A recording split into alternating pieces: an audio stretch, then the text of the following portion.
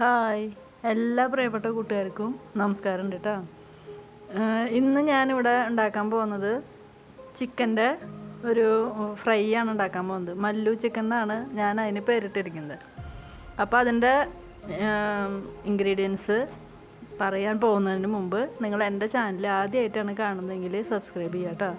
പിന്നെ ഷെയർ ചെയ്യുക, എന്തെങ്കിലും കമൻറ്റുകളുണ്ടെങ്കിൽ കമൻറ്റ് ബോക്സിലിടാം. അപ്പോൾ ഓക്കെ, നമുക്ക് തുടങ്ങാം. അപ്പോൾ ആദ്യം ഞാൻ ഈ ചിക്കനിൽ മഞ്ഞൾപ്പൊടി ഉപ്പും ചേർത്തിട്ട് ആവിയിൽ വേവിക്കുകയാണ് ചെയ്യണത്. ഇതിപ്പോൾ ഒരു 1.5 കിലോ ചിക്കൻ ഉണ്ടാവും. അപ്പോൾ അതിൽ ഉപ്പും മഞ്ഞൾപ്പൊടി ഞാനിവിടെ കാണിച്ചിട്ടുണ്ട്. അപ്പോൾ അതിലാകെ പുരട്ടി ഞാൻ നമ്മുടെ ഇഡ്ഡലി തട്ടില്ലേ അതിൽ വെച്ചിട്ട് നമുക്ക് ആവി കൊടുക്കാം. അത് ഉള്ളു വേവില്ല ഫ്രൈ ചെയ്യുമ്പോഴേ. അപ്പോൾ അതിന് വേണ്ടിയിട്ടാണ് ഞാൻ അങ്ങനെ ചെയ്യണത്. വേറെ ഒന്നും ചെയ്യണില്ല, നാരങ്ങ നീരൊന്നും അതിലില്ല. കാരണം എന്താണെന്ന് വെച്ചാൽ ഇതിൻ്റെ വെള്ളമൊക്കെ നമ്മൾ എന്ത് തേച്ചാലും അത് ആവി കൊടുക്കുമ്പോൾ അതിങ്ങനെ ചോർന്നിങ്ങനെ പോവും. അപ്പോൾ അതുകൊണ്ട് നമ്മളത് കൊടുത്തിട്ട് വലിയ പ്രയോജനമൊന്നുമില്ല. അപ്പോൾ നമ്മൾ വെറുതെ മഞ്ഞൾപ്പൊടി ഉപ്പും ചേർത്താൽ മതി. അപ്പോൾ അതിൽ പിടിക്കും. എല്ലാ ഭാഗത്തും നന്നായി തേച്ച് പിടിപ്പിക്കുക. കണ്ടോ, ഇതുപോലെ തേച്ച് പിടിപ്പിക്കുക എല്ലാ ഭാഗത്തും.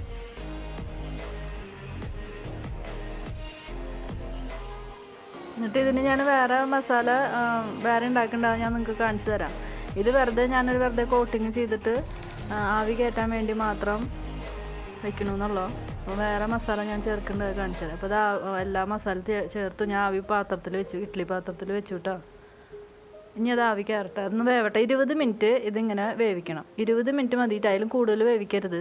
കൂടുതൽ വേവിച്ചാൽ അതിൻ്റെ മാംസമൊക്കെ ഇഴുകി വീഴും. അപ്പോൾ നമുക്കത് ഫ്രൈ ചെയ്യാൻ ബുദ്ധിമുട്ടാവും. അപ്പോൾ ഞാൻ അതിൽ ചേർക്കാൻ പോകുന്നത് 5 ചെറുനാരങ്ങയുടെ നീര്, പിന്നെ പുതിനയിലയും മല്ലിയിലയും കുറേശ്ശെ എടുത്തിട്ടുണ്ട്. പിന്നെ ചെറിയുള്ളി ഒരു 5-6 എടുത്തിട്ടുണ്ട്. ഒരു തക്കാളി എടുത്തിട്ടുണ്ട്. ഒരു സബോള എടുത്തിട്ടുണ്ട്.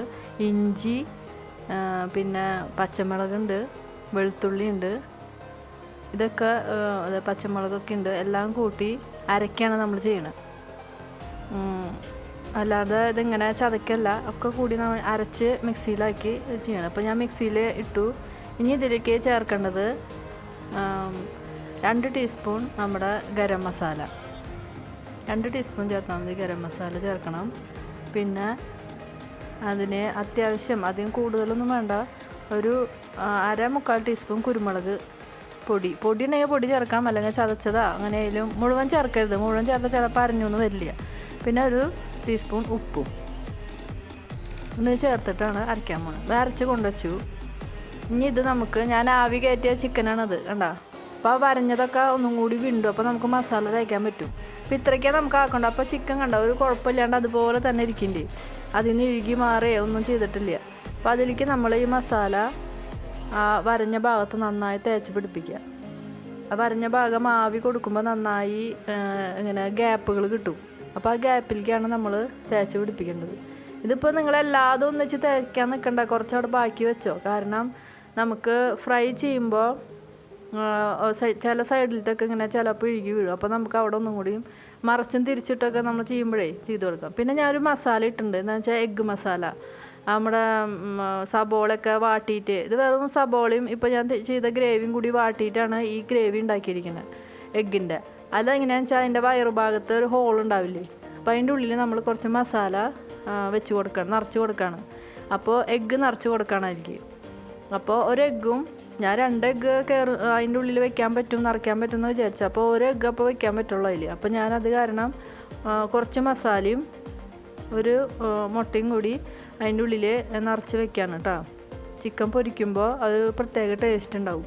അപ്പോൾ അതിന് വേണ്ടിയിട്ടാണ് ഞാനത് നിറച്ച് വെക്കണം, ഫില്ല് ചെയ്യണം. അപ്പോൾ ഈ മസാലയും ഒരു എഗ്ഗും കൂടി നമ്മൾ അതിൻ്റെ ഉള്ളിൽ നിറച്ച് വെക്കണം കേട്ടോ. ആ മസാല കൂട്ട് സാധാരണ നമ്മൾ എഗ് റോസ്റ്റ് ചെയ്യണ മസാല കൂട്ട് തന്നെ, മല്ലിപ്പൊടി, മുളക് പൊടി, സബോള, പച്ചമുളകൊന്നും വേണ്ട. പിന്നെ ഈ മസാലയും കൂടി അതിലിട്ടിട്ട് റോസ്റ്റ് ചെയ്യുക. നമ്മളിപ്പോൾ ചിക്കനിലേക്ക് ചേർത്ത മസാലയില്ലേ, അതും കൂടി ഇട്ട് റോസ്റ്റ് ചെയ്യുമ്പോൾ ആ റോസ്റ്റ് തന്നെ കിട്ടും. അപ്പോൾ അതേ ടേസ്റ്റ് തന്നെ കിട്ടും ചെയ്യും. അപ്പോൾ നമ്മൾ അതങ്ങനെ ചേർത്ത് നിറച്ച് കാലൊരു നൂലുകൊണ്ട് കൂട്ടിക്കെട്ടാം. എന്താ കാരണം വെച്ചാൽ അത് ഫ്രൈ ചെയ്ത് നമ്മൾ മറിച്ചിടില്ലേ, അപ്പോൾ അതിൻ്റെ ഉള്ളിൽ നിന്ന് പുറത്തേക്ക് പോകും. അതിന് വേണ്ടിയിട്ടാണ്. പിന്നെ ഞാൻ അത് ഫ്രൈ പാനിൽ വെച്ചു.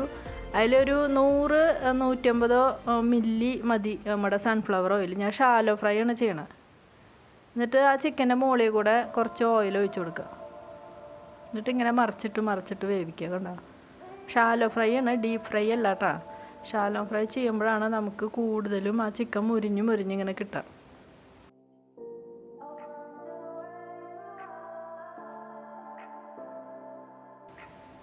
കഴിഞ്ഞു. ഇതാ ഞാൻ പ്ലേറ്റിലേക്ക് സെർവ് ചെയ്തിട്ടുണ്ട്. അത് കാണാൻ നല്ല ഭംഗിയില്ലേ, കണ്ടോ? അതിന് ഞാനൊരു മയോനൈസ് ഉണ്ടാക്കിയിട്ടുണ്ട്. ഒരു ലൈമും പിന്നെ മറ്റേ മിൻറ്റ് ലീഫും കൂടിയിട്ടുള്ള ഒരു ജ്യൂസ് ഉണ്ടാക്കിയിട്ടുണ്ട്. ചിക്കൻ കാണാൻ ഭംഗിയില്ലേ, നോക്കിയേ. നല്ല എല്ലാ ഭാഗവും ഫ്രൈ ചെയ്ത് വന്നിട്ടുണ്ട്, കണ്ടോ? മയോനൈസും അതിൻ്റെ കൂടെ കൂട്ടി കഴിക്കാൻ നല്ല ടേസ്റ്റാണ് കേട്ടോ. അപ്പോൾ എല്ലാവരും ഇത് ഷെയർ ചെയ്യുക, ലൈക്ക് ചെയ്യുക കേട്ടോ. നന്ദി, നമസ്കാരം, താങ്ക് യു.